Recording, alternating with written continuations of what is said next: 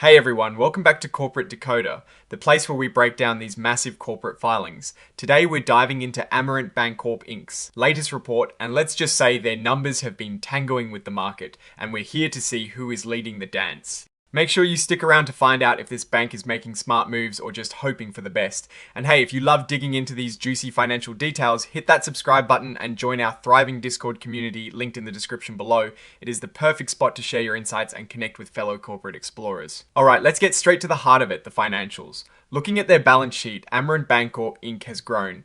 Their total assets hit a cool $10.4 billion by the end of September 2025, up from $9.9 billion at the end of 2024. That is a solid jump, showing they're actively engaged in business now. What is fueling this growth? Their securities portfolio saw a massive increase, especially debt securities available for sale and trading securities, jumping by over $800 million.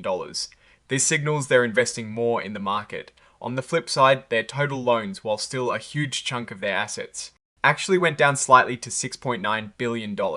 This could mean they're being more cautious with new lending, or that existing loans are being paid down faster than new ones are being originated. Let's talk about where the money's coming from. Deposits are the lifeblood of any bank, and Amerant's total deposits jumped to $8.3 billion, a 5.7% increase. That is good news, showing customers trust them with their money. What is really interesting though is the breakdown. Non-interest bearing demand deposits. Essentially, checking accounts that don't pay interest saw a significant rise. Customers are holding more of their money in these accounts. This is great for the bank as it is a low-cost source of funds. The bad news is that time deposits, those longer-term certificates of deposit, actually went down. People might be moving their money out of these to chase higher yields elsewhere, or because they need access to their cash sooner. Looking at their loans, the total gross amount is $6.9 billion. This is down from $7.3 billion at the end of 2024. This drop is mainly in domestic loans, specifically commercial loans and owner-occupied loans. This could signal a more conservative lending approach. Perhaps due to economic uncertainties, it is a strategic choice they've made, likely to protect themselves in a mixed economic outlook. We saw a lot of focus on managing risk here. Now, the bank's shield against potential loan defaults, the allowance for credit losses, went up. It reached $94.9 million, an 11.7% increase from the previous year. And this rise likely reflects their cautious approach, factoring in economic changes and the loan portfolio's quality. They're setting aside more money just in case things go south with some loans. It is a responsible move, but it also means they're expecting some trouble ahead. When we look at non-interest income, which is income from things other than interest on loans, Amerant had a really strong comeback. In the first 9 months of 2025, they saw a revenue boost of over $70 million compared to the same period in 2024. A big chunk of this improvement comes from securities gains and higher brokerage fees. Remember last year's big securities losses due to that portfolio repositioning? Well, this year, it looks like their investments are paying off, or at least those losses are in the past. This shift from a loss to significant gains here is a major positive turn. On the expense side, non-interest expenses, which are costs like salaries and operational spending, went up by about $7.7 million. This rise is mainly due to higher professional fees, especially for technology services, and those mortgage business downsizing costs we'll touch on later. Salaries also ticked up, likely due to strategic hires in key areas. While expenses are up, the bank seems to be investing in growth and efficiency, hoping these costs will pay off in the long run. Let's talk about their core banking performance, net interest income.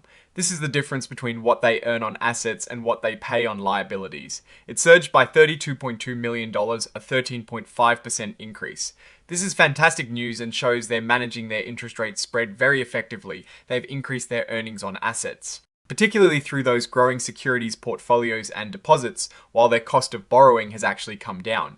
This means they're making more net interest income on every dollar deployed, a sign of smart financial management in a fluctuating rate environment.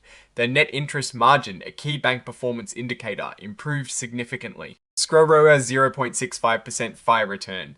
How are these numbers translating to overall profitability?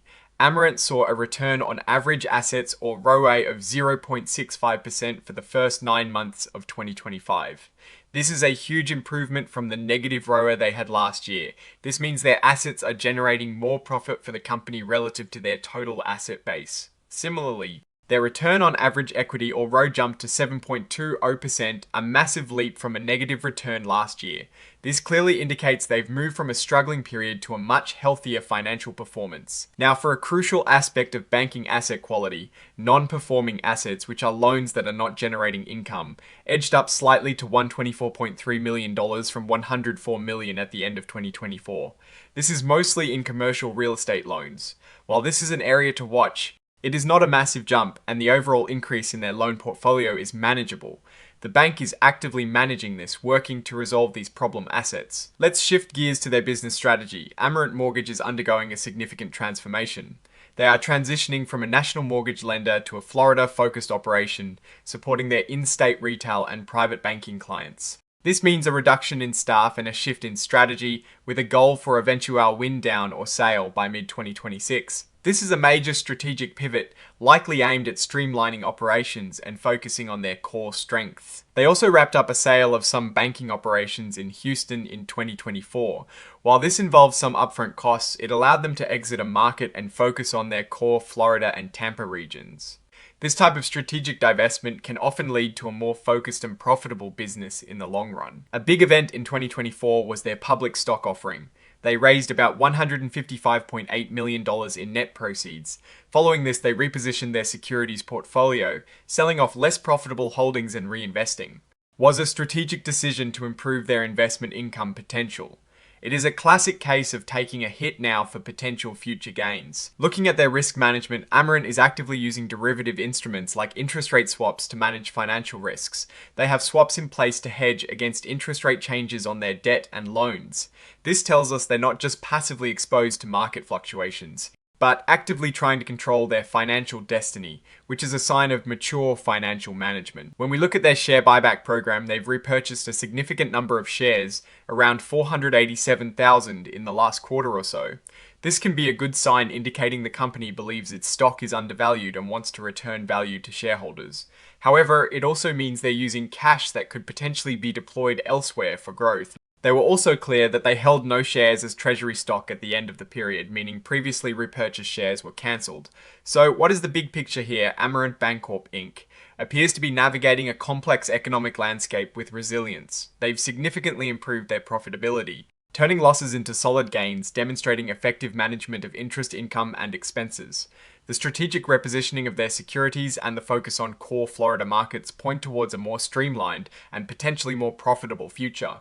However, the increase in non-performing assets and the ongoing downsizing of their mortgage business are areas that require careful monitoring. The bank is making smart adjustments, but the market is always a challenge. Their strong deposit growth and improved capital ratios are definitely positives. Overall, Amerant seems to be on a path to recovery and strategic growth. But they need to keep a close eye on those loan quality indicators and execute their business transformation smoothly. What is your take on Amerant Bancorp's latest financial report?